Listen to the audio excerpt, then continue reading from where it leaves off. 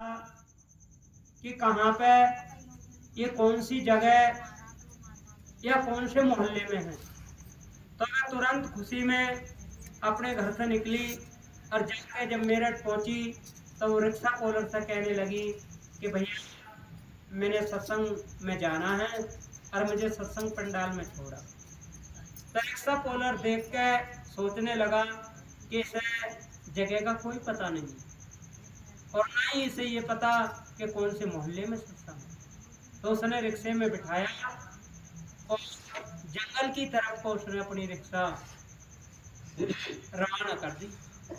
जब जंगल काफी दूर निकल गया तो उसने कहा कि भैया इधर तो जंगल ही जंगल है, आप इधर कहाँ लेके जा रहे हैं।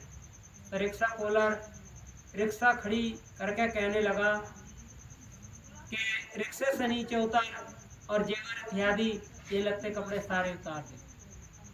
फिर कहते हैं कि उसे ये भक्ति ख्याल की है। जब उसने इतना लफ्ज बोला कि जेवर इत्यादि और ये लगते कपड़े सब निकाल दे तो उसे तुरंत ख्याल गया कि हे मुर्शिद, मैं तो भली भांति तेरे दर्शन के लिए गई आई, ये मेरे साथ में क्या हो गया। ये बताते हैं कि स्टेज लगी हुई थी, मैनेजर साहब स्टेज पे विराजमान थे। उसी समय हुक्म कर दिया कि वे आधे घंटे की या 1 घंटे की क्लास लगाओ। आप भी चादर ओढ़कर बैठ गए और सूक्ष्म रूप में तुरंत जहाँ रिक्शा पोलर जंगल में उस बीवी को लेकर गया वहीं पे पहुंच गए और उनके हाथ में छोटी खुंडी हर समय रहती थी। जब जैसे वहां पर पहुंचे और रिक्शा पोलर को उन्होंने अपनी खुंडी से जिसकनी 2-4 उसकी पीठ पर इधर उधर लगाई और जब वो देखता है तो उसे ये दिखाई दे रहा कि पता नहीं जंगल में कितने सरदारों ने मुझे घेर रखा है और जिधर जाए जहाँ भागे कहते हैं मालिक के तो इतने बड़े हाथ हैं जितनी बड़ी दुनिया भी ना, कहाँ भागेगा। जिधर भागे उधर ही पीठ पर सोटी। फिर वो रोने गिड़गिड़ाने लगा कि मेरे को माफ कर दो। तो मैनेजर साहब कहने लगे माफ तो तेरे को ये बीवी करेगी। पहले से रिक्शे में बिठा और फल जगह फले मोहल्ला में सत्संग पंडाल लगी है वहां लेके चल। अब तो वो हाथ जोड़ने लगा, माफी मांगने लगा, रोने गिड़गिड़ाने लगा। बहन जी बैठो, मैं आपको सही जगह पे अब पहुंचा के आऊँ। तो देखो है ना सच्चा साथी, है ना सच्चा रिश्तेदार।